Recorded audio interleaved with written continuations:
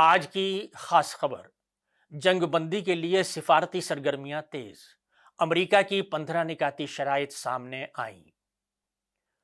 امریکہ کی جانب سے یک طرفہ طور پر عارضی جنگ بندی میں ایران کی طرف سے کوئی دلچسپی نہ لینے کے بعد امریکہ نے 15 نکاتی منصوبہ پیش کر دیا ہے،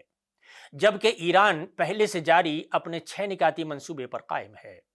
امریکی اخبار نیو یارک ٹائمز کے مطابق امریکہ کی جانب سے 15 نکاتی منصوبہ پاکستان کے ذریعے ایران تک پہنچایا گیا ہے،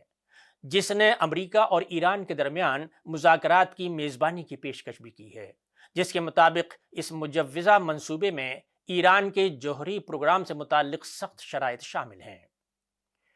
منصوبے کے تحت ایران کو اپنی تمام موجودہ جوہری صلاحیت ختم کرنا ہوگی اور یہ یقین دہانی کرانی ہوگی کہ وہ مستقبل میں جوہری ہتھیار حاصل کرنے کی کوشش نہیں کرے گا۔ اسرائیلی میڈیا کے مطابق ایران میں موجود تمام اصفہان اور فردوں کے جوہری مراکز کو بند کر کے تباہ کیا جائے گا،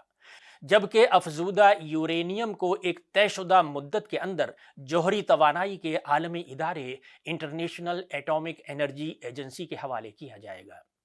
اس منصوبے میں یہ بھی کہا گیا ہے کہ ایران اپنے علاقائی اتحادی گروپوں کی مالی اور عسکری مدد بند کر دے گا اور آبنائے ہرمز کو